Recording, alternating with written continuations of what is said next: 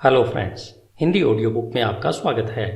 As a man thinketh दुनिया भर में सेल्फ हेल्प के क्षेत्र में बहुत ही मशहूर पुस्तक है।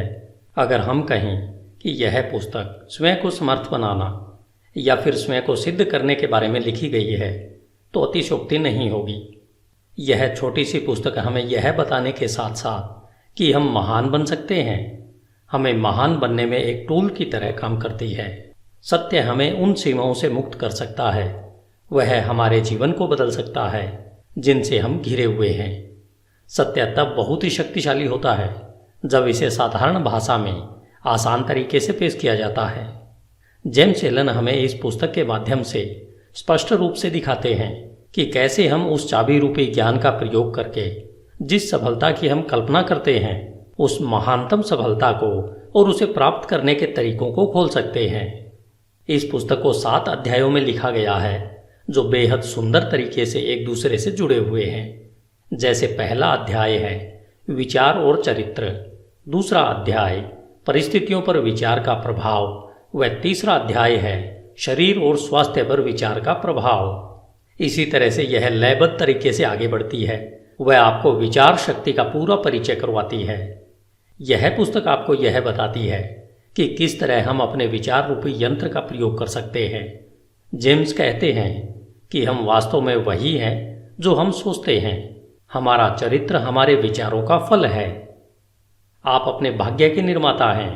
यह नियम परम सत्य है कि जो खोजेंगे उन्हें मिलेगा, जो दस्तक देंगे उनके लिए दरवाजे खुलेंगे, क्योंकि धैर्य, अभ्यास और निरंतर दृढ़ता के माध्यम से ही आप ज्ञान के मंदिर में दाखिल हो सकते हैं।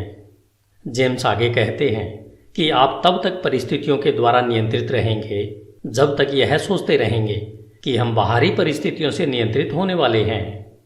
आपने अगर नेपोलियन हिल के द्वारा लिखित पुस्तक थिंक एंड ग्रो रिच पढ़ी है तो आपने महसूस किया होगा कि विचार की शक्ति कितनी महान है। विचार की शक्ति के माध्यम से क्या कुछ नहीं किया जा सकता है। जेम्स के सूत्रों को और अधिक समझने के लिए हमें इस पुस्तक को भी पढ़ना या इसकी ऑडियो बुक सुननी चाहिए। यह पुस्तक मूल रूप से एक कविता मन वह मूल शक्ति है जो हर कार्य को एक सांचे में ढालती है और बनाती है के रूप में शुरू होती है। बौद्ध मतानुसार शुरुआत में दी गई कविता उस पुस्तक का सार होती है। अगर आप उस कविता को समझ लेते हैं तो मान लीजिए आपने उस पुस्तक के सार को समझ लिया है और उसमें दी गई एक ऐसी चाबी को खोज लिया है जो आपकी प्रतिभा, शक्ति और जादू के ताले को खोल सकती है। जेम्स एलन द्वारा लिखित पुस्तक एज ए मैन थिंकेथ का एक उपहार के रूप में आनंद लें। यह छोटी सी पुस्तक अपने आप में एक महान खजाना लिए हुए आपके सामने है। धन्यवाद। HindiAudiobook.com। आपका दिन शुभ हो। Hello friends, Hindi audio book में आपका स्वागत है। आज हम जेम्स एलन के द्वारा लिखित पुस्तक एज ए मैन थिंकेथ सुन रहे हैं। जेम्स एलन का जन्म सन 1864 में इंग्लैंड के लिसेस्टर में हुआ था। उनके पिता का देहांत उनके बचपन में ही हो गया था, जिससे उन पर व उनके परिवार पर मुश्किलों का पहाड़ सा टूट पड़ा था। ऐसी परिस्थितियों में उन्हें मात्र 15 साल की आयु में ही पढ़ाई बीच में ही छोड़नी पड़ी थी। साल 1902 तक आते आते उन्होंने फैसला किया कि अब वे केवल लिखने का ही कार्य करेंगे। इस दौरान उन्होंने अपने लेखन कार्य को कॉन्ट्रैक्टर्स के माध्यम से भी किया। अपनी पहली पुस्तक फ्रॉम पॉवर्टी टू पावर पूरी करने के बाद वे इंफ्राकॉम, जो कि इंग्लैंड का दक्षिणी पश्चिम तट है, वहां पर आकर बस गए थे।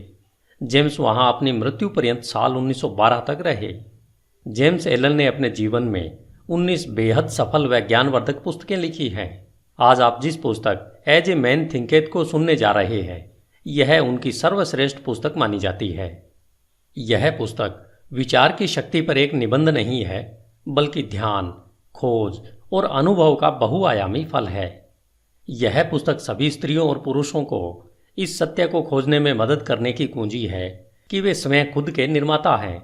वे अपने सुख दुख व ज्ञान अज्ञान के मुख्य शिल्पकार उनके खुद के विचार ही होते हैं। इनका निर्माता उनका खुद का मन ही होता है। James Allen, Ilfracombe, England. अध्याय 1 विचार और चरित्र। HindiAudiobook.com। हम वैसे ही हैं जैसा हम अपने मन में सोचते हैं। इस मुहावरे ने केवल हमारे संपूर्ण अस्तित्व को ही नहीं समेटा है, बल्कि यह हमारे संपूर्ण जीवन की हर एक दशा, दिशा और परिस्थितियों पर पूर्ण रूपेण खरा उतरता है। हमारा चरित्र हमारे संपूर्ण विचारों का ही संपूर्ण फल है। हम वास्तव में वही हैं जो हम सोचते हैं। जैसे बिना बीज के एक पौधा नहीं उग सकता, उसी तरह हमारे विचारों में छिपे हुए बीजों के बिना हमारा कोई भी कर्म उत्पन्न नहीं हो सकता। यह सूत्र उन सभी कर्मों पर भी बिना शर्त लागू होता है जिन्हें हम स्वप्रेरित या अपूर्व योजित या फिर जिन्हें सोच समझकर किया जाता है। विचारों का मूल कर्म है और यही हमारे सुख दुख का फल है। अतः हम जो भी फल पाते हैं, चाहे वो मीठे हों या कड़वे, ये सभी हमारे विचारों का ही परिणाम होते हैं। हम आज जो भी हैं वह सब हमारे मन में उत्पन्न होने वाले विचारों के द्वारा रचित और निर्मित हैं। यदि हम अपने मन में अज्ञान से ओत प्रोत बुरे विचारों को पनपने देते हैं और सदा उन्हें ही पालते रहते हैं, तो हम अपनी ओर दुख व दर्द को ही आकर्षित कर रहे हैं और जल्द ही हम दुख से घिरे होंगे, जो हमारे बुरे विचारों का ही परिणाम होगा। इसके विपरीत यदि हमारे मन में हम स्वस्थ और हितकर विचार रखेंगे, तो आनंद और सुख हमारा उसी तरह पीछा करेंगे जैसे धूप में परछाई हमारा पीछा करती है। पुरुष और स्त्री किसी नियम के द्वारा कौशल से रची रचना नहीं है, बल्कि ये तो एक उन्नति है। विचारों का जितना प्रभाव पूर्ण और दृढ़ परलोक में है, उतना ही प्रभाव इस भौतिक जगत में भी है। एक महान और ईश्वरीय चरित्र कोई संयोग से नहीं उत्पन्न होता, बल्कि वह लगातार सही ईश्वरीय विचार सोचने और उनसे लगातार संबंध बनाए रखने से संभव है। इसी प्रक्रिया के द्वारा नीच और पशुवृत्ति वाले मनुष्य लगातार पोषित किए जा रहे हैं, जो दुष्ट व घृणित विचारों का ही परिणाम है। हम खुद के विचारों के द्वारा ही अच्छे या बुरे इंसान बनते हैं। हमेशा हम अपने विचारों की शस्त्रशाला में उन शस्त्रों का संधान करते रहते हैं जिनका प्रयोग हम हमेशा अपने नाश के लिए करते रहते हैं। हम उन उपकरणों को भी बनाते रहते हैं जिनके द्वारा हम अपने जीवन को सुखद, आनंदमय और शांति में बनाते हैं। वह साथ ही साथ समाज को भी इसका लाभ देते हैं। हम सही विचारों के चुनाव से व उनके सच्चे प्रयोग के द्वारा दिव्यता और पूर्णता तक उठ सकते हैं। गलत या बुरे विचारों के प्रयोग के द्वारा हम पशु से भी नीचे स्तर तक गिर सकते हैं। इन दोनों चरम चरित्रों के बीच में ही सभी चरित्र स्तर होते हैं, जिनके निर्माता, कारीगर, पालक व स्वामी हम स्वयं होते हैं। इस युग की सबसे ऊर्जावान, ताकतवर, विश्वास से भरा हुआ दिव्य वचन और दिल को सुख देने वाला आत्मा से संबंधित यह सत्य है कि तुम अपने विचारों के मालिक, चरित्र को ढालने वाले, अपनी परिस्थिति, वातावरण और भाग्य के कारीगर और रचयिता खुद हो। शक्ति, बुद्धि और प्रेम की सत्ता और स्वयं के विचारों के स्वामी तुम खुद हो और तुम्हारे पास ही रूपांतरणकारी व पुनरुत्थान की शक्ति है, जिसके द्वारा तुम खुद को वो बनाते हो जो बनाना चाहते हो। हर परिस्थिति को नियंत्रित करने की चाबी तुम्हारे हाथों में है। तुम अपने हर हाल के स्वामी होते हो, यहां तक कि अपनी सबसे कमजोर और दुराचारी परिस्थिति के मालिक भी तुम खुद ही होते हो। उस समय तुम एक कमजोर और बेकार, मूर्ख घर के मालिक होते हो जो अपने परिवार को गलत ढंग से चला रहा होता है। जब तुम अपनी इस दशा के बारे में सोचते हो और उस सूत्र को जिससे तुम्हारा अस्तित्व है को अपनी पूरी ताकत लगाकर ढूंढते हो, तब तुम एक बुद्धिमान स्वामी के नजरिए से अपनी सभी शक्तियों को बुद्धिमत्ता पूर्वक निर्देशित करते हो और अपने विचारों को एक सुखद, फलदायी रूप देने लगते हो। इसे ही एक बुद्धिमान व जागरूक मालिक कहते हैं, जो अपने विचारों के नियमों को खोजकर अपने जीवन को सही दिशा देता है। इस प्रकार खोज, प्रयोग, आत्मविश्लेषण और अनुभव के द्वारा अपने विचारों के सूत्र खोजकर आप भी एक बेहतरीन मालिक बन सकते हैं। आप जानते हैं कि सोने और हीरे को खोजने के लिए गहन खनन करनी पड़ती है। इसी तरह तुम अपनी आत्मा की खान में गहरा खोदोगे, तभी अपने अस्तित्व से जुड़े हर सत्य जान पाओगे। यदि तुम अपने विचारों को देखो, नियंत्रित करो और उन्हें बदलते हो और दूसरों व अपने जीवन और परिस्थितियों में हो रहे बदलावों के कारण और प्रभावों को महसूस कर, देखकर धैर्यपूर्ण अभ्यास और परख करो। अपने हर अनुभव को, यहाँ तक कि हर दिल के छोटे छोटे बदलावों को भी स्वयं के बारे में आए बदलावों के बारे में जानने के लिए प्रयोग करो, जिससे समझ, बुद्धि और शक्ति जो तुम्हें प्राप्त हो रही है उसे महसूस करो। फिर तुम शायद बिना चूके इस सत्य को सिद्ध कर सकते हो कि तुम अपने चरित्र को बनाने वाले हो, अपने जीवन को सही सांचे में ढालने वाले हो और अपने भाग्य के निर्माता तुम ही हो। इस दिशा में आगे बढ़ते हुए यह नियम परम सत्य है कि जो खोजेंगे उन्हें अवश्य मिलेगा, जो दस्तक देंगे उनके लिए दरवाजे अवश्य खुलेंगे, क्योंकि दृढ़ता, धैर्य और अभ्यास के द्वारा ही तुम ज्ञान के उज्जवल मंदिर में प्रवेश कर सकते हो। धन्यवाद। HindiAudiobook.com। आपका दिन शुभ हो। हिंदी ऑडियो बुक में आपका स्वागत है। अध्याय 2, परिस्थितियों पर विचार का प्रभाव। आप अपने मन को एक बगीचे के समान समझकर या तो उसे बुद्धिमानी से जोत सकते हैं या फिर उसे लापरवाही से अपने आप बढ़ने दे सकते हैं, परंतु उसे चाहे जोता जाए या उसे खाली छोड़ा जाए या उसकी उपेक्षा की जाए, उसमें कुछ न कुछ उगेगा जरूर, या कहें कुछ न कुछ फलीभूत अवश्य होगा। अगर उसमें कोई बीज नहीं बोए जाते तो अनावश्यक व बेकार के खरपतवार के बीज उसमें गिरते रहेंगे और वे उग आएंगे। एक माली अपने बगीचे में अनावश्यक खरपतवार को समय समय पर निकालता रहता है और उसमें वही फल फूल और पेड़ पौधे आदि लगाते हैं जिसकी माली को चाह होती है या कहें आवश्यकता होती है। हमें भी अपने मन रूपी बगीचे को एक माली की तरह लगातार देखभाल करते रहना चाहिए। अशुद्ध, बेकार, अनावश्यक और अनुचित विचारों को पहचान कर अपने मन से निकाल फेंकना चाहिए। वह आवश्यक, शुद्ध, उपयोगी और उत्पादक विचारों को फलों और फूलों की तरह सहेज कर उनकी उचित प्रकार से देखभाल करते रहना चाहिए। इस प्रक्रिया का पालन करते हुए उचित समय अवधि में आप जान पाओगे कि आप ही अपनी आत्मा के प्रमुख माली और रक्षक हो। आप ही अपने जीवन के निर्देशक हो। आप ही अपने अंदर विचारों के नियमों को प्रकट कर पाते हो। आप ही हमेशा बढ़ती सत्यता से यह भी समझ पाते हो कि कैसे आपके विचार की शक्तियां और मन के अन्य घटक आपके सच्चे चरित्र, सकारात्मक परिस्थितियां और उज्जवल भाग्य का निर्माण करने के काम में लगे हुए हैं।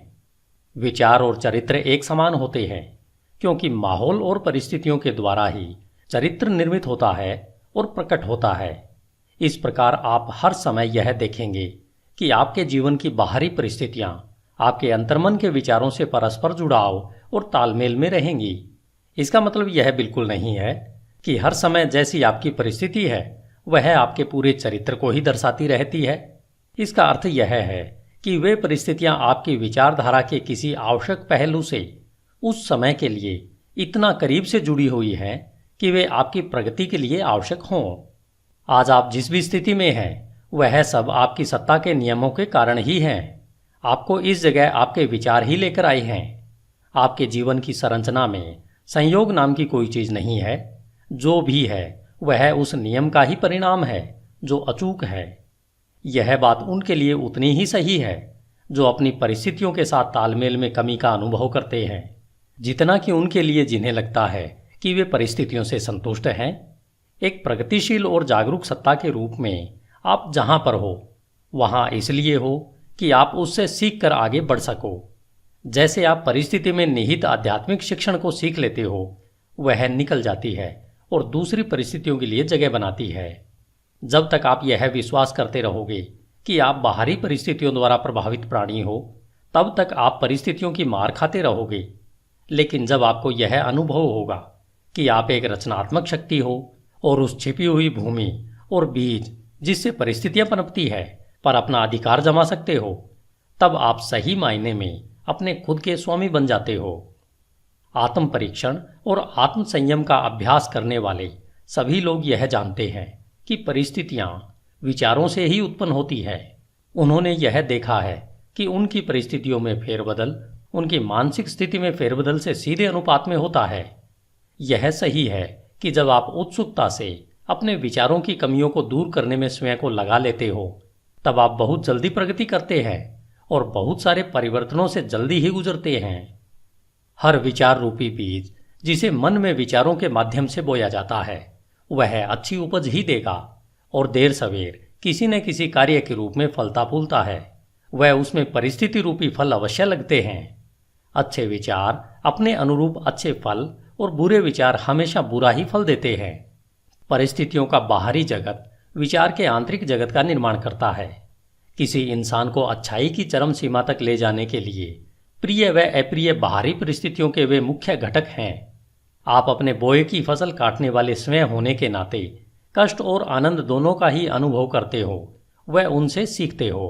जिन्हें आप अपने पर हावी होने देते हो, ऐसी आंतरिक इच्छाओं, आकांक्षाओं और विचारों का अनुसरण करते हुए अपने जीवन की बाहरी परिस्थितियों के रूप में उनकी पूर्णता तक पहुंचते हो। उन्नति और अवनति के नियम सब जगह लागू होते हैं। कोई भी व्यक्ति जब अवनति के निचले स्तर पर या जेल जाता है तो परिस्थिति की क्रूरता के कारण नहीं, बल्कि अपने तुच्छ विचारों और निम्नतम इच्छाओं के द्वारा जाता है। एक सच्चे मन वाला व्यक्ति एकाएक ही किसी बाहरी शक्ति के दबाव में आकर अपराध से नहीं घिर जाता। उसके मन में आपराधिक सूक्ष्म विचार गुप्त रूप से पनप रहा होता है, जो अवसर मिलते ही अपनी पूरी शक्ति से प्रकट होता है। परिस्थितियां व्यक्ति को नहीं बनाती, बल्कि उस व्यक्ति का विचार जैसा है उसके लिए वैसी परिस्थिति प्रकट करती है।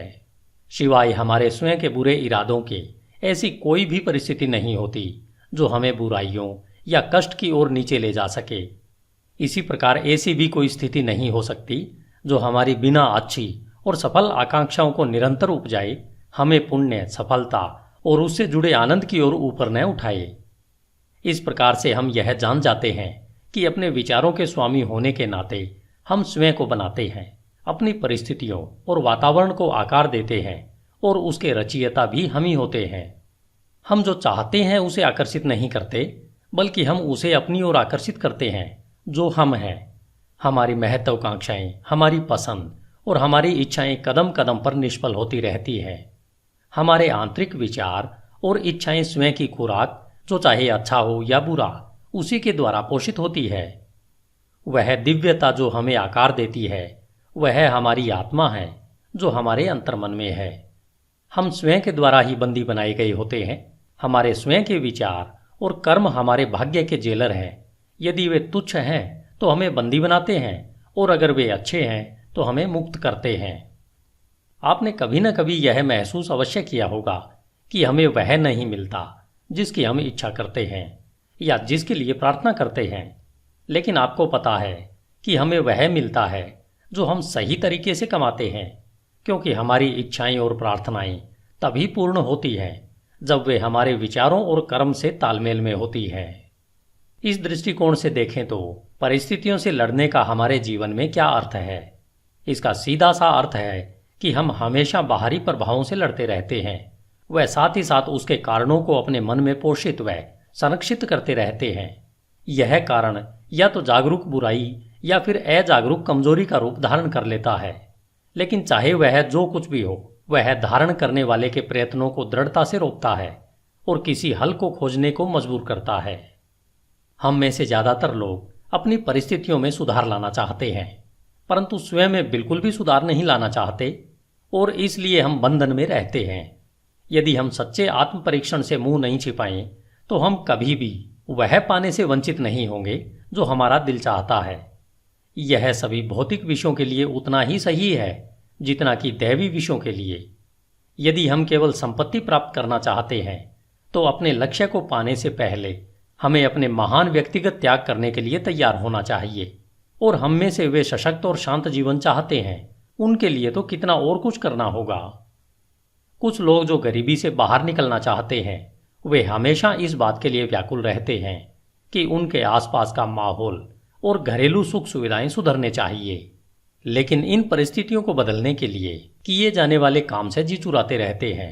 वे मानते हैं कि अपने मालिक जहां वे काम करते हैं उसे धोखा देते रहते हैं, क्योंकि उन्हें लगता है कि उन्हें बहुत कम तनख्वाह मिलती है, इसलिए वे जो कर रहे हैं वह सही है। ये लोग इस साधारण से मूलभूत सिद्धांत को नहीं समझ पा रहे हैं जो कि सच्ची समृद्धि का आधार है, और न केवल अपनी गरीब स्थिति से बाहर निकलने के लिए योग्य हैं, बल्कि बुरी परिस्थितियों के बारे में सोच सोचकर उसे वास्तव में अपने जीवन में आकर्षित कर लेते हैं। ऐसे लोग कमजोर, आलसी और हमेशा भ्रमित विचारों में जी रहे होते हैं। कुछ अमीर लोग हैं जो पेटुपन की वजह से लगातार दर्दनाक बीमारियों से ग्रस्त हैं। वे इन बीमारियों से छुटकारा पाने के लिए ढेर सारा पैसा खर्च तो करना चाहते हैं, परंतु ज्यादा खाने की आदत को बदलने के लिए तैयार नहीं है। वे ज्यादातर चटपटे और मजेदार खाने की अपनी इच्छा को हमेशा संतुष्ट करना चाहते हैं और अच्छा स्वास्थ्य भी चाहते हैं। ऐसे लोग अच्छे स्वास्थ्य के लिए अयोग्य हैं क्योंकि उन्होंने स्वस्थ जीवन के पहले सिद्धांत को अभी तक नहीं सीखा है। कुछ मालिक हैं जो गलत रास्ते से धन कमाकर अमीर और ज़्यादा अमीर होना चाहते हैं, जिसके लिए वे चालाकी से सही वेतन न देकर ज़्यादा काम करवाना चाहते हैं। ऐसे मालिक समृद्धि के बिल्कुल योग्य नहीं है। जब इनका प्रतिष्ठा और समृद्धि दोनों ही मामलों में दिवाला निकल जाता है, तब ये लोग परिस्थितियों को दोष देते रहते हैं, लेकिन वे यह नहीं जानना चाहते कि अपनी इस परिस्थिति के वे ही पटकथा लेखक हैं। ये 3 उदाहरण मात्र इस सत्य को बताने के लिए कहे गए हैं कि लोग अपनी परिस्थितियों को बिना जाने निरंतर उन विचारों और इच्छाओं को प्रोत्साहित कर रहे हैं जो उन अच्छे फल से संभवतः तालमेल नहीं खाते हैं जो वे चाहते हैं। वे ऐसा करते हुए अच्छे फल को निरंतर निष्फल कर रहे हैं। ऐसे किस्से कई गुना बढ़ सकते हैं और निरंतर चल सकते हैं, लेकिन इसकी आवश्यकता नहीं है। यदि हम दृढ़ निश्चय कर लें कि हम अपने मन और जीवन में विचार के नियम के क्रम को खोजेंगे, और जब तक ऐसा नहीं होगा तब तक केवल बाहरी तथ्य तर्क के लिए पर्याप्त नहीं हो सकता। परिस्थितियां फिर भी इतनी जटिल है, विचार इतना गहराई से बैठा है और व्यक्ति व्यक्ति में प्रसन्नता की अवस्था इतनी भिन्न है कि हमारी समस्त आत्मदशा, जो हमें पता है, केवल जीवन के बाहरी पहलू के तहत किसी के द्वारा आंकी नहीं जा सकती है। कोई व्यक्ति किन्हीं कार्यों में ईमानदार हो सकता है परंतु अभावग्रस्त है, जबकि दूसरा व्यक्ति कई कार्यों में बेईमान हो सकता है फिर भी खूब संपत्ति हासिल करता है। और इसका अधिकतर मतलब निकाला जाता है कि कोई व्यक्ति इसलिए असफल होता है क्योंकि वह ईमानदार है और दूसरा व्यक्ति इसलिए सफल है कि वह बेईमान है। और यह सतही निर्णय के फलस्वरूप होता है, जो यह मान लेता है कि बेईमान व्यक्ति लगभग पूरी तरह से भ्रष्ट है और ईमानदार व्यक्ति लगभग पूरी तरह से पुण्यात्मा है। गहन ज्ञान और विस्तृत अनुभव के आधार पर यह निर्णय गलत माना जाता है। बेईमान व्यक्ति में भी कुछ ऐसे प्रशंसनीय गुण हो सकते हैं जो दूसरों में नहीं है, और ईमानदार व्यक्ति में कुछ ऐसे दुर्गुण हो सकते हैं, चाहे सूक्ष्म ही क्यों न हो, जो दूसरों में नहीं होते हैं। ईमानदार व्यक्ति अच्छे विचारों और कर्मों के कारण अच्छा फल पाते हैं, परंतु अपने दुर्गुणों के कारण कष्ट का भी अनुभव करते हैं। बेईमान व्यक्ति उसी तरह से कष्ट या हर्ष का अनुभव करता है। मानव अहम को यह मानना अच्छा लगता है कि व्यक्ति अपने सद्गुणों के कारण कष्ट में होता है, परंतु जब तक हम अपने मन से हर रोगी, कटु और अशुद्ध विचार को निकाल नहीं फेंकते हैं और अपनी आत्मा से हर अस्वस्थ दाग को साफ नहीं कर देते हैं, तब तक हम उस स्थिति में नहीं हो सकते हैं जहां हम यह जान पाएं और घोषित कर पाएं कि हमारा कष्ट हमारे बुरे विचारों के कारण है, न कि हमारे अच्छे गुणों के फलस्वरूप है। उस परम पूर्णता के पथ पर पहुंचने से बहुत पहले हमें अपने जीवन और मन में कार्यशील उस महान नियम का पता चल जाएगा जो पूर्णतः न्याय संगत है, जो बुरे के बदले अच्छा या अच्छे के बदले बुरा नहीं देगा। जब हमें ऐसा ज्ञान होता है तब हम यह जान पाते हैं अपने पूर्ण के अज्ञान और अंधेपन को देखते हुए कि हमारा जीवन अभी और सदा से ही न्याय संगत रहा है। हमारे पूर्व के सारे अच्छे या बुरे अनुभव हमारे विकसित होते हुए फिर भी अविकसित आत्मा के ही उचित परिणाम है। अच्छे विचार और कर्म कभी भी बुरे परिणाम नहीं दे सकते, और इसके विपरीत भी इतना ही सही है कि बुरे विचार और कर्म कभी अच्छे सुखद परिणाम नहीं दे सकते। हम प्रकृति जगत में इस नियम को भलीभांति जानते हैं और समझते हैं। वह इसके अनुसार काम भी करते हैं कि आम के बीज से आम का पेड़ ही उगेगा और बबूल के बीज से केवल बबूल का पेड़ ही उगेगा और वैसे ही फल देगा। लेकिन कुछ ही इसे मानसिक व नैतिक जगत में समझते हैं, जबकि हमारे विचारों के मामले में भी यही नियम लागू होता है। वहां भी यह उतना ही सहज व अटल है। इसे न समझने पर हमें परेशानी उठानी पड़ती है, और तब ये नियम हमारी इच्छाओं के अनुरूप सहयोग नहीं देते हैं। कष्ट व पीड़ा गलत दिशा में लगाए गए गलत विचारों का प्रभाव है।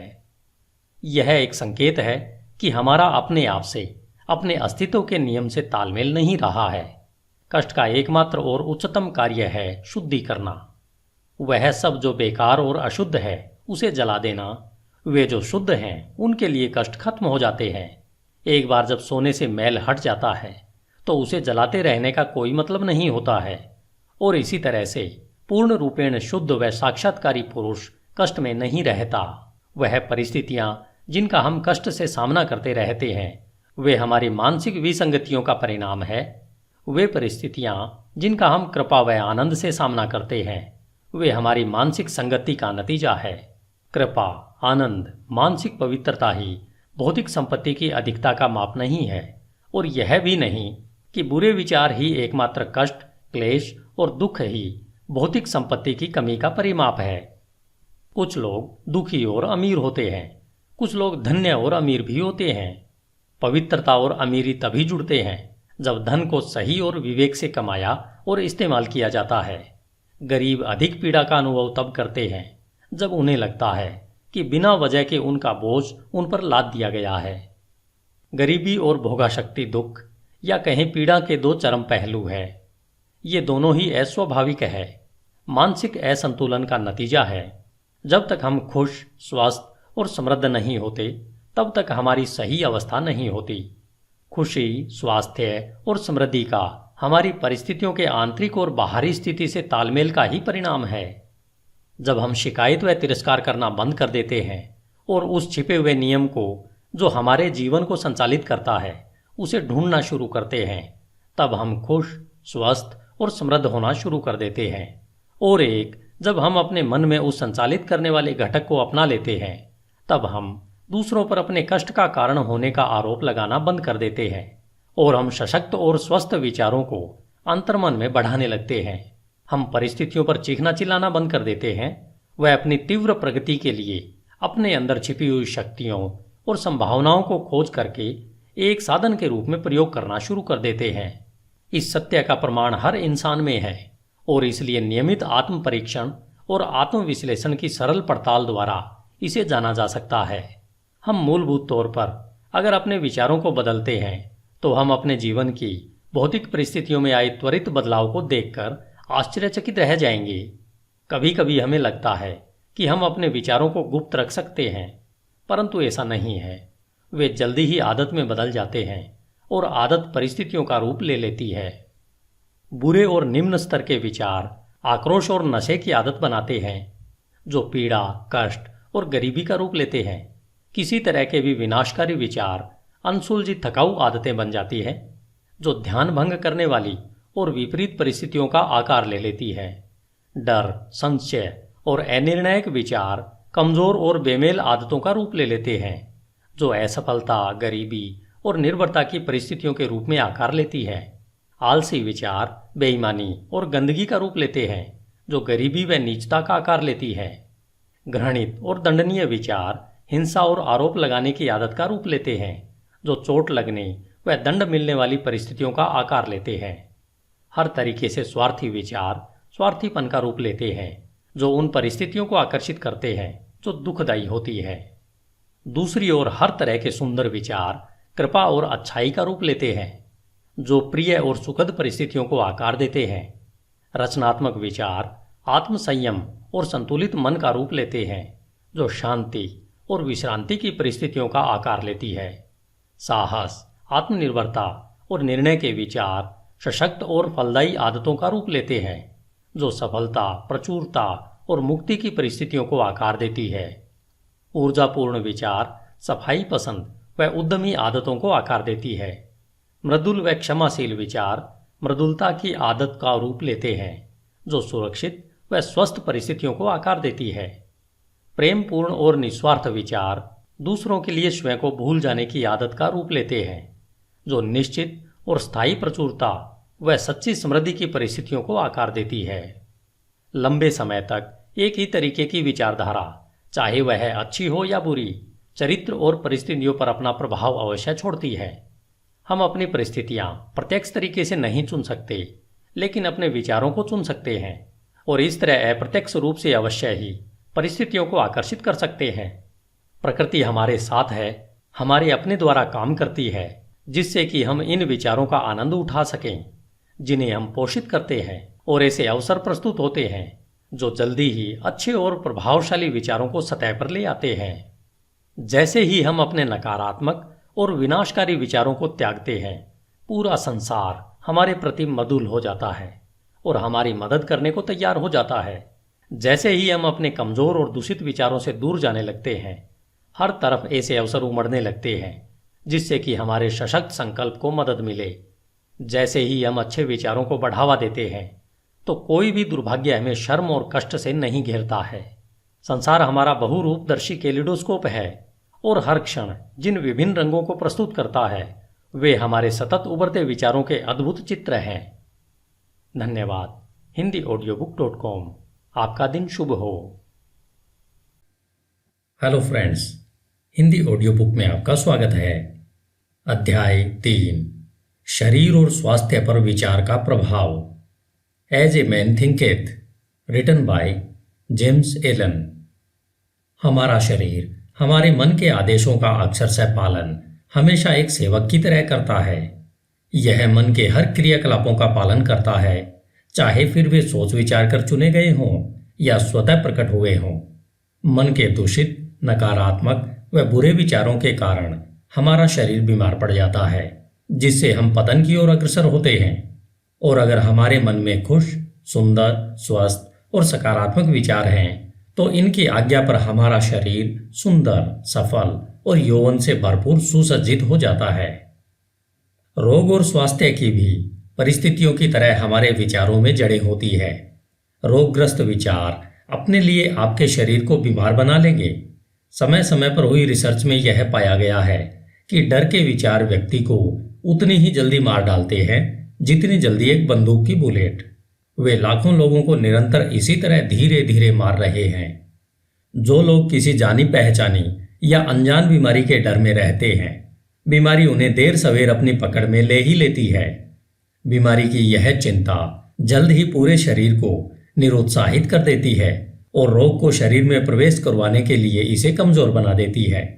नकारात्मक व अशुद्ध विचार चाहे शारीरिक तौर पर प्रहार न करे, लेकिन नाड़ी मंडल पर नकारात्मक प्रभाव अवश्य डालते हैं और उन्हें कमजोर कर देते हैं। सुंदर, सकारात्मक, शुद्ध व प्रसन्न विचार शरीर को जोश और लावण्य से सुसज्जित करते हैं। शरीर नाजुक और ढलने वाला यंत्र है।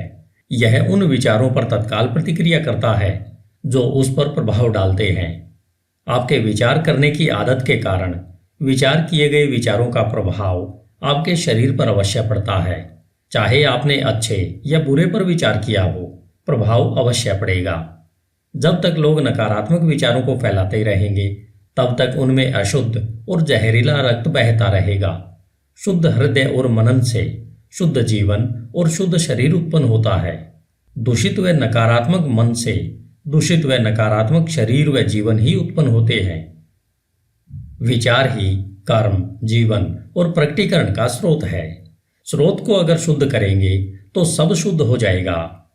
अच्छे स्वास्थ्य की चाहत में जो लोग भोजन का तरीका या शैली बदलते हैं, यह तब तक उनकी मदद नहीं करेगा जब तक वे अपने विचारों को नहीं बदल लेते हैं। जब हमारे विचार शुद्ध होंगे तब हमें अशुद्ध भोजन की चाह ही नहीं रह जाएगी। जिन्होंने अपने विचारों को सशक्त व शुद्ध किया है, उन्हें किसी भी हानिकारक जीव से डरने की आवश्यकता नहीं है। स्वस्थ विचार स्वस्थ आदतें बनाते हैं। यदि आप शरीर को पूर्ण स्वस्थ रखना चाहते हो तो अपने मन की रक्षा करो। यदि आप अपने शरीर का नवीनीकरण करना चाहते हो तो मन को सुंदर बनाओ। दुर्भावना, ईर्ष्या, निराशा, नकारात्मकता और उदासी के विचार शरीर के स्वास्थ्य और उसकी चमक को लूट लेते हैं। चिड़चिड़ा चेहरा एकाएक नहीं बनता है, वह उग्र विचारों से बनता है। झुर्रियां जो चेहरे पर खराब दिखती हैं, वे मूर्खता, पीड़ा और घमंड के कारण उत्पन्न होती है। आप अवश्य ही किसी न किसी ऐसे बूढ़े चेहरे को जानते होंगे जो तेजस्वी और एक छोटे बच्चे की तरह मुस्कुराहट के साथ चमक से भरा हुआ होगा।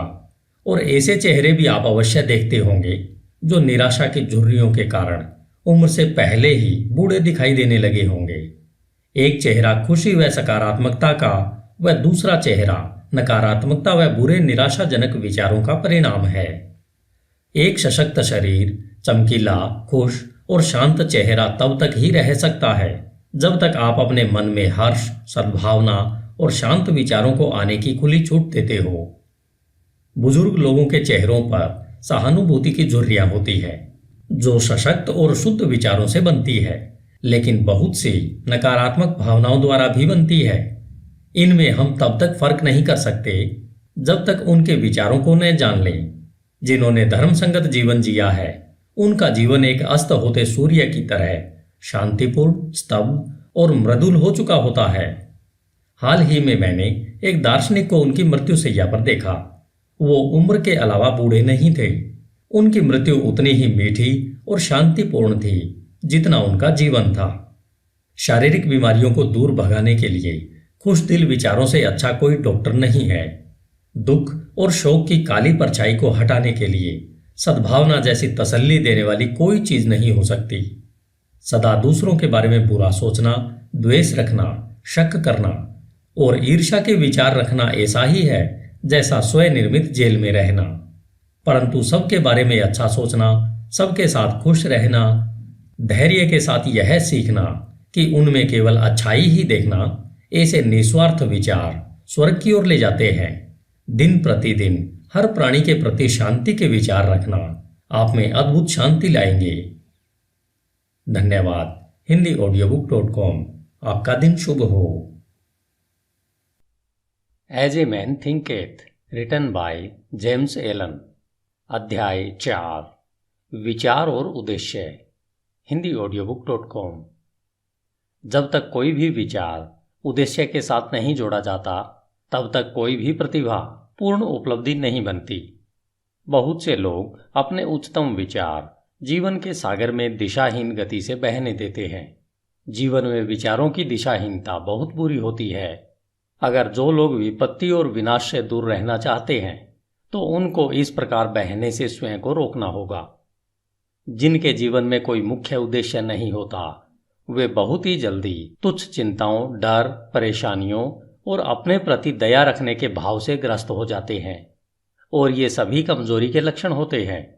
ये ठीक वैसे ही असफलता, अप्रसन्नता और कमी की ओर ले जाते हैं जैसे सोच समझकर आयोजित किए गए अपराध होते हैं, क्योंकि कमजोरी शक्ति विकसित करने के ब्रह्मांड में टिक नहीं सकती। हमें एक न्यायसंगत उद्देश्य के बारे में विचार करना चाहिए। वह उसे यथार्थ बनाने के लिए कार्यशील होना चाहिए। हमें अपने उद्देश्य को विचारों के केंद्र में रखना चाहिए। उद्देश्य बनाते समय हमारी प्रकृति कैसी है उसके अनुसार वह आध्यात्मिक या फिर भौतिक लक्ष्य का रूप ले सकता है।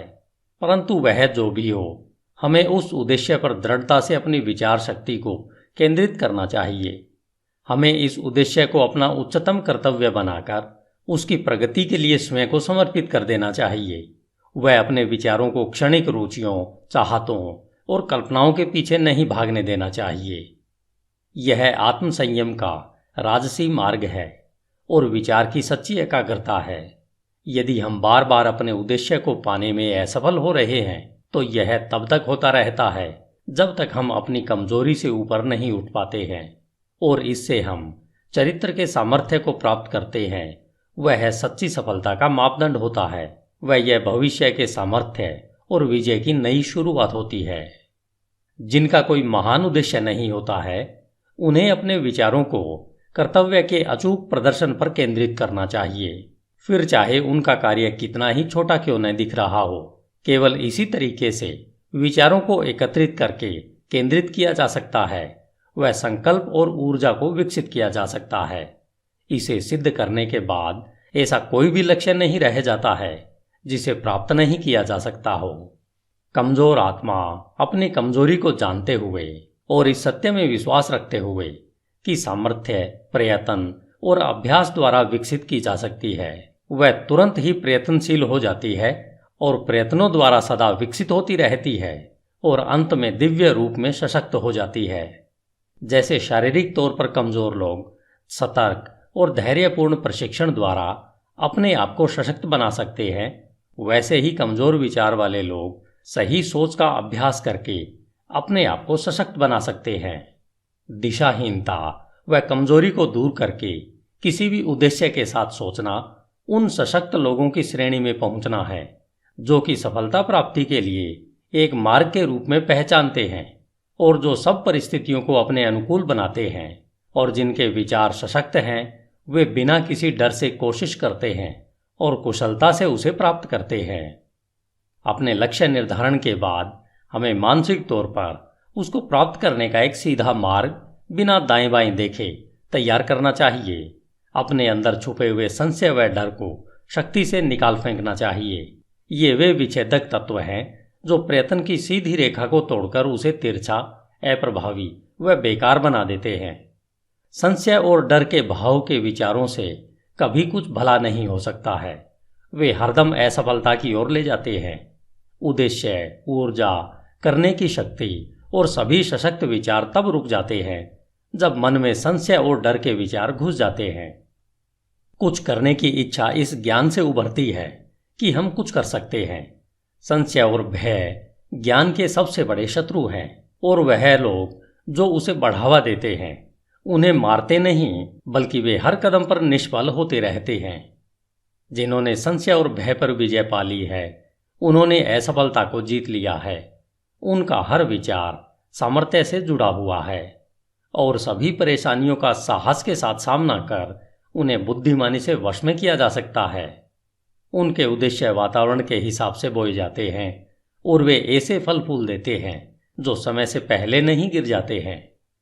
बिना किसी भय के उद्देश्य से जुड़ा हुआ विचार रचनात्मक शक्ति बन जाता है। वे जो यह जानते हैं वे तैयार हैं भटकते विचारों और उतरते चढ़ते संवेदनाओं की गठरी से ज़्यादा कुछ उच्चतम और सशक्त बनने के लिए जो यह करते हैं। अपने विचारों को अपने उद्देश्य के साथ जोड़ते हैं। वे अपनी मानसिक शक्ति के जागरूक और बुद्धिमान शासक बन जाते हैं। धन्यवाद। HindiAudiobook.com। आपका दिन शुभ हो। As a man thinketh, James Allen. अध्याय 5। उपलब्धि में विचार एक घटक। HindiAudiobook.com। आप जो भी पाते हो या पाने में असफल होते हैं तो यह सब आपके विचारों का सीधा सीधा नतीजा है। इस न्यायपूर्ण व्यवस्थित संसार में जहां संतुलन की कमी विनाश ला सकती है वहां व्यक्तिगत जिम्मेदारी अवश्य पूर्ण होनी चाहिए। आपकी ताकत या कमजोरी, सफलता या असफलता, जय या पराजय, सुख या दुख जैसी कोई भी दशा केवल आपकी ही है, किसी दूसरे की नहीं है। जैसा आप सोचते हैं वैसे ही आप हो। जैसा आप सोचते रहते हैं वैसे ही आप बन जाते हैं। सशक्त लोग कमजोर लोगों की मदद तब तक नहीं कर सकते जब तक कमजोर लोग मदद लेने के लिए तैयार नहीं होते। जिस मजबूती को वे दूसरों में देखते हैं उन्हें अपने प्रयत्नों के द्वारा उस सामर्थ्य को विकसित करना होगा। केवल और केवल हम खुद ही अपनी दशा को बदल सकते हैं। दबाने वाले व दबने वाले वास्तव में अपने आप को सताने में सहयोगी होते हैं, बल्कि देखने में यह लगता है कि वे एक दूसरे को सता रहे हैं।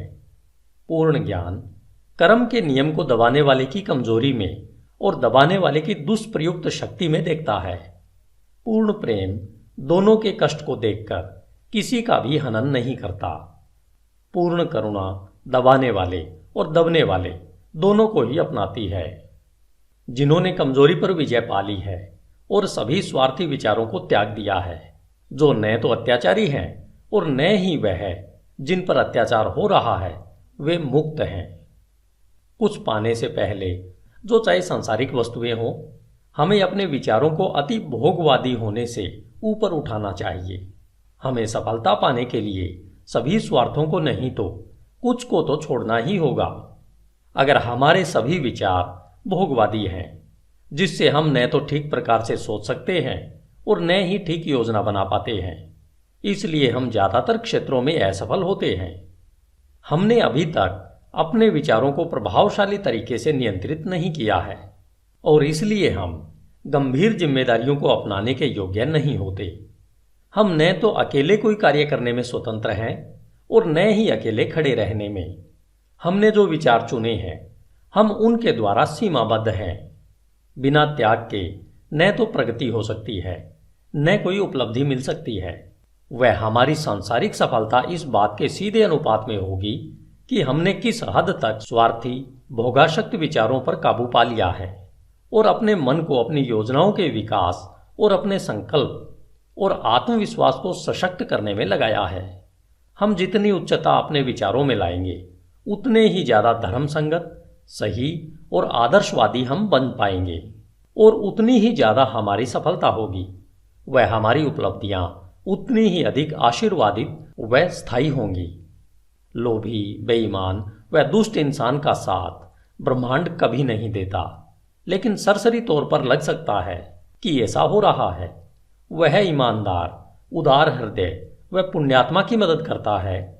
समस्त योगों के महान शिक्षकों ने यह अलग अलग तरीके से दुनिया को बताया है कि इसको जानने व सत्य साबित करने के लिए आपको विचारों को उच्च करके अपने आप को पुण्यात्मा बनाने में कार्यरत रहना है। बौद्धिक उपलब्धियां ज्ञान की खोज या जीवन और प्रकृति में सुंदरता व सत्य की खोज में अर्पित विचारों का नतीजा है। ऐसी उपलब्धियां कई बार महत्वाकांक्षाओं व अभिमान से जोड़ी जा सकती हैं, परंतु वे इन विशेषताओं का परिणाम नहीं है, वरन लंबे और कठिन परिश्रम का व शुद्ध और निस्वार्थ विचारों का स्वाभाविक नतीजा है। आध्यात्मिक उपलब्धियां पवित्र महत्वाकांक्षाओं की सिद्धि है। जो लोग लगातार पुण्य व उच्च विचारों की भावना रखते हैं, जो उन सब पर चिंतन करते हैं जो शुद्ध व निस्वार्थ हैं, सूर्य और चंद्र की पूर्णता की तरह अवश्य ही अपने चरित्र में पुण्यात्मा व ज्ञानी बनते हैं और एक प्रभावशाली और धनी स्थिति तक ऊपर पहुंचते हैं। हम संसार में उच्च सफलता पा सकते हैं और आध्यात्मिक लोक में भी उच्च स्थिति तक उठ सकते हैं, और दंभी, स्वार्थी व दूषित विचारों को अपने में समाकर हम कमजोर और दुर्भाग्यशाली स्थिति में गिर सकते हैं। सही विचार द्वारा प्राप्त विजय को केवल सार्थकता द्वारा ही बनाए रखा जा सकता है।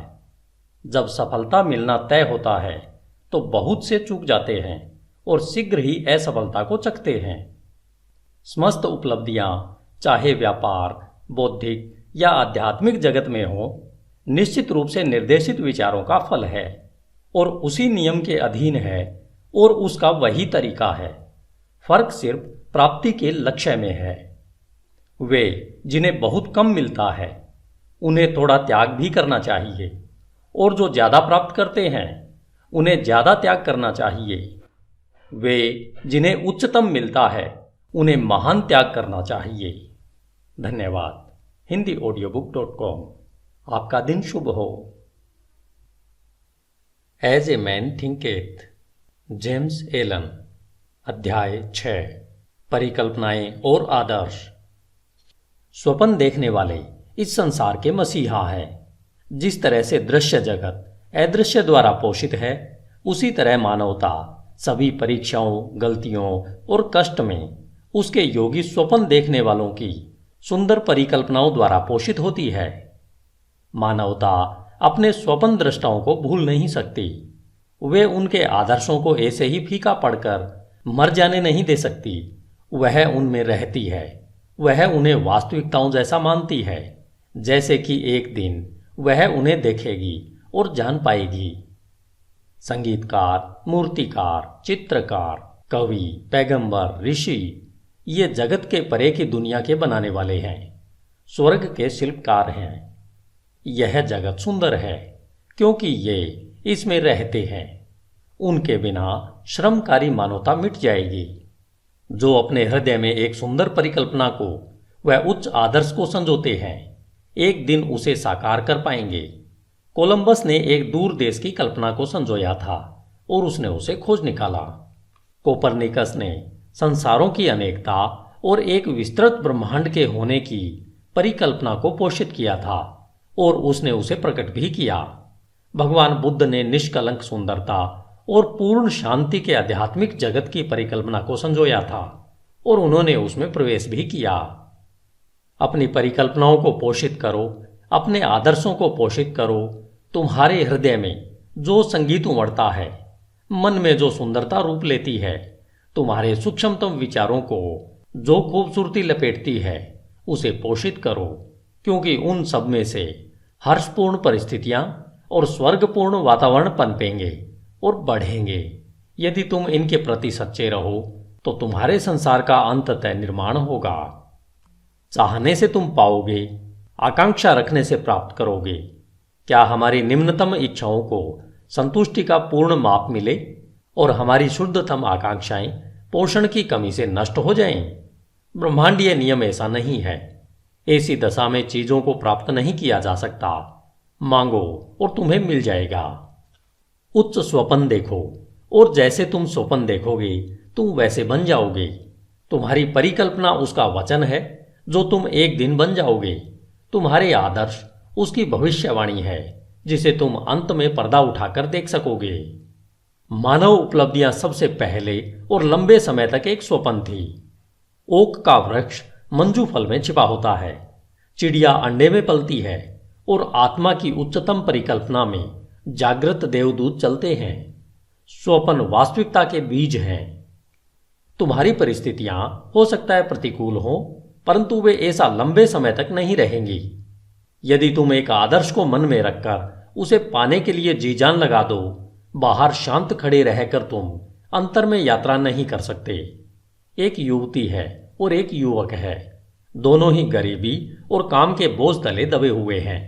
लंबे समय तक अस्वस्थ वातावरण वाली वर्कशॉप में बंद, अशिक्षित और सभी प्रकार की शिष्टताओं से कोसों दूर। परंतु दोनों ही बेहतर जिंदगी के सपने देखते हैं और वे बुद्धि, कृपा, शिष्टता और सुंदरता की कल्पना करते हैं। वे मानसिक तौर पर एक आदर्श जीवन परिस्थिति की कल्पना करते हैं, एक विस्तृत स्वतंत्रता की परिकल्पना करते हैं और एक बड़ी आकांक्षा उन पर हावी हो जाती है। व्याकुलता उन्हें कर्म करने के लिए उकसाती है और वे अपने खाली समय व साधनों को, चाहे वे अभी कम है, अपने सोई शक्तियों और साधनों के विकास में लगाते हैं। शीघ्र ही उनके मन इतने परिवर्तित हो जाते हैं कि वह वर्कशॉप उन्हें बांध कर नहीं रख पाती है। उनकी सोच से वह इतनी बेमेल हो जाती है कि वह उनके जीवन से वैसे ही बाहर हो जाती है जैसे कोई कपड़ा उतारकर फेंक दिया जाता है। जैसे जैसे उनके लिए वे अवसर बढ़ते जाते हैं जो कि उनकी विस्तृत होती शक्तियों के कार्य क्षेत्र को समा सकें, वे उससे हमेशा के लिए बाहर निकल जाते हैं। सालों बाद हम उन्हें फिर देखते हैं। बहुत ही विशिष्ट तरीकों में हम उन्हें मन की कुछ एक शक्तियों के अधिकारी पाते हैं जिनके प्रयोग से वे दुनिया भर पर प्रभाव और लगभग अप्रतिम सामर्थ्य से शासन करते हैं। वे अपने हाथों में विशाल जिम्मेदारियों के सूत्रों को थामे हैं। वे बोलते हैं और जीवन रूपांतरित हो जाते हैं।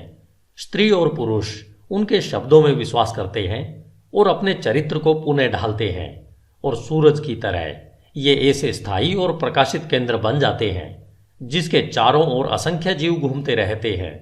उन्होंने अपने यौवन की परिकल्पना को पा लिया है। वे अपने आदर्शों से एक हो गए हैं। और तुम भी नौजवान पाठक अपने हृदय की परिकल्पना को पाओगे, व्यर्थ इच्छा को नहीं, चाहे वह ओछी हो या सुंदर या फिर दोनों का मिश्रण, क्योंकि तुम सदा उसकी ओर खींचे जाओगे जिससे तुम गुप्त रूप से सबसे ज्यादा प्यार करते हो। तुम्हारे हाथों में तुम्हारे अपने विचारों का फल मिलेगा।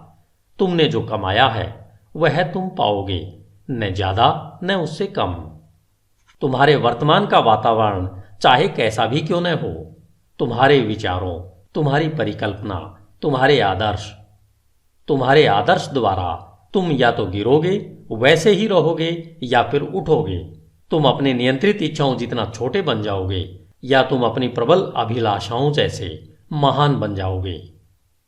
स्टैंटन क्रिगहम डेविस के सुंदर शब्दों में, तुम बही खाते संभाल रहे हो और तुम अभी उन दरवाजों से बाहर निकलते हो जो इतने समय से तुम्हें लगता था कि तुम्हारे आदर्शों के लिए रुकावट थे, और अपने आप को श्रोताओं के सामने पाते हो। पेन अभी भी तुम्हारे कान पर अटका है, उंगलियों पर शाही के धब्बे हैं, और तभी उसी क्षण में तुम्हारे अंतर में प्रेरणा की वर्षा होने लगती है। तुम बकरियों को चरा रहे होते हो और शहर में घूमते हुए पहुंच जाते हो, फटे मुंह देहाती की तरह, और आत्मा के निर्भय मार्गदर्शन में तुम एक गुरु के आश्रम में पहुंच जाते हो। और एक समय के बाद वे कहते हैं, तुम्हें सिखाने के लिए मेरे पास और कुछ नहीं है। अब तुम स्वयं गुरु बन गए हो, जो थोड़े समय पहले तक बकरियां चराते हुए महान कार्यों के घटने के स्वप्न देखा करता था। बेपरवाह, अज्ञानी और आलसी केवल चीजों के लिए प्रत्यक्ष प्रभाव को देखते हुए, न कि स्वयं चीजों को, भाग्य, किस्मत और संयोग के बारे में बात करते हैं। किसी को धनवान बनता देखकर कहते हैं, कितना भाग्यशाली है। किसी को सुप्रसिद्ध विद्वान बनता देख वे आश्चर्य से कहते हैं, उस पर कितनी कृपा दृष्टि है। और किसी साधु प्रवृत्ति वाले व्यक्ति और उसका अन्य लोगों पर प्रभाव पड़ते देखकर वे टिप्पणी करते हैं, देखो किस्मत कैसे हर कदम पर उसका साथ दे रही है। वे उन परीक्षाओं, असफलताओं और संघर्ष को नहीं देखते जो इन स्त्री पुरुषों ने अनुभव पाने के लिए सहर्ष स्वीकारा है।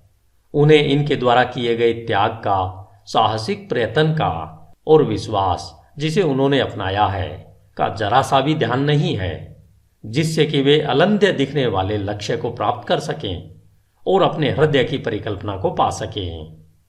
उन्हें मन के अंधकार और दिल के टूटने का कोई एहसास नहीं होता। उन्हें केवल प्रकाश और प्रसन्नता दिखती है और वे उसे भाग्य कहते हैं। वे लंबी और कठिन यात्रा नहीं देखते, केवल सुखी परिणाम को देखते हैं और वे उसे सद्भाग्य कहते हैं। वे प्रक्रिया को नहीं समझते, केवल नतीजा देखते हैं और उसे संयोग कहते हैं। हर मानव कार्य में प्रयत्न है और फल भी है, और प्रयत्न कितना सशक्त है इसे फल से मापा जाता है। यह कोई संयोग नहीं है। कहे जाने वाले उपहार, शक्ति, भौतिक, बौद्धिक और आध्यात्मिक अधिकार प्रयत्न के हैं। वे पूर्ण किए हुए विचार हैं, प्राप्त किए हुए लक्ष्य हैं, साकार परिकल्पनाएं हैं। वह परिकल्पना जिसकी तुम अपने मन में प्रशंसा करते हो, वह आदर्श जिसे तुमने अपने हृदय में विराजित कर रखा है, उससे तुम अपने को बनाओगे और यही तुम बन जाओगे। धन्यवाद। hindiaudiobook.com। आपका दिन शुभ हो। As a man thinketh, James Allen. अध्याय 7, प्रशांति। hindiaudiobook.com। मन की शांति ज्ञान का एक सुंदर मणि है। वह आत्मसंयम के लंबे और धैर्यपूर्ण प्रयत्न का नतीजा है। उसकी उपस्थिति परिपक्व अनुभव का और नियम व विचारों के उच्च ज्ञान व कार्यकलाप का चिन्ह है। हम उसी मात्रा में शांत होते हैं जितना हम विचार विकसित अस्तित्व के रूप में स्वयं को समझते हैं, क्योंकि ऐसा ज्ञान विचार के फलस्वरूप निश्चित ही दूसरों को समझने की क्षमता रखता है। और जैसे हम सही समझ को विकसित करते हैं और कारण व प्रभाव के आधार पर आंतरिक भावनाओं व विचारों को अधिक स्पष्टता से समझते हैं, हम चीखते चिल्लाते नहीं और चिंतित व दुखी नहीं होते। हम संतुलित, वचनबद्ध और शांत रहते हैं। वे लोग जो शांत हैं, जिन्होंने स्वयं को नियंत्रित करना सीखा है, जानते हैं कि स्वयं को दूसरों के माफिक कैसे बनाया जाए, और ये दूसरे बदले में शांत लोगों की आध्यात्मिक सामर्थ्य का सम्मान करते हैं और यह सोचते हैं कि उससे सीख सकते हैं और उस पर भरोसा कर सकते हैं। जितने अधिक प्रशांत हम बन जाते हैं, उतनी अधिक हमारी सफलता, हमारा प्रभाव व अच्छाई के लिए हमारा सामर्थ्य होता है। उदाहरण के लिए, साधारण सी बिक्री करने वाले लोग भी जैसे जैसे अपने आत्मनियंत्रण और समभाव को बढ़ा देंगे, उनकी व्यावसायिक प्रचुरता बढ़ती जाएगी, क्योंकि लोग ऐसे लोगों के साथ ही काम करना पसंद करेंगे जिनका व्यवहार अच्छा व स्थिर है। सशक्त और शांत लोगों को सदा सम्मान मिलता है, वह उनसे प्यार किया जाता है।